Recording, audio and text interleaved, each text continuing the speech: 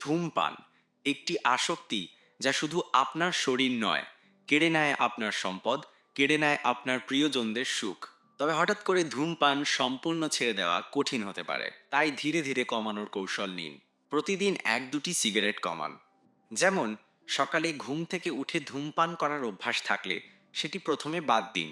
কিছুদিন পর দুপুরের বিরতিতে ধূমপান বন্ধ করুন। এভাবে ধাপে ধাপে এগোলে চাপ কমবে এবং সফল হওয়ার সম্ভাবনা বাড়বে। কোন সময়, কোন মানুষ বা কোন পরিস্থিতিতে আপনার ধূমপান করার তীব্র ইচ্ছা জাগে তা খুঁজে বের করুন। একটি নোটবুকে লিখে রাখুন আপনার ট্রিগার মুহূর্তগুলো। যেমন, চা বিরতিতে ধূমপান করার প্রবণতা থাকলে সেই সময় বিকল্প কিছু করুন। 1 গ্লাস পানি পান করুন বা কিছুক্ষণ হেঁটে আসুন।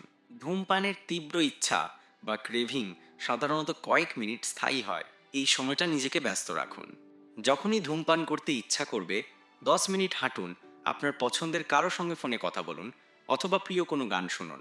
দেখবেন আপনার ইচ্ছাটা ধীরে ধীরে কেটে যাবে। মুখকে ব্যস্ত রাখার জন্য স্বাস্থ্যকর বিকল্প বেছে নিন।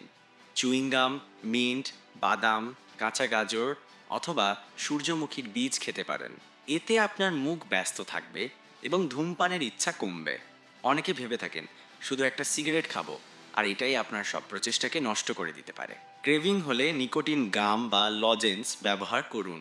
মনে রাখবেন, একটি না আপনাকে ধূমপান মুক্ত জীবনের এক ধাপ কাছে নিয়ে যায়। ধূমপান ছাড়ার সময় রাগ বা দুশ্চিন্তা বেড়ে যাওয়া খুবই স্বাভাবিক। শরীরচর্চা আপনাকে সাহায্য করবে। দিনে কয়েকবার 10 মিনিট করে হাঁটুন বা হালকা স্ট্রেচিং করুন। এতে আপনার মন হালকা হবে এবং স্ট্রেস কমবে। যদি ধূমপান আপনার স্ট্রেস কমানোর একমাত্র উপায় হয়ে থাকে, তবে নতুন উপায় খুঁজে বের করুন।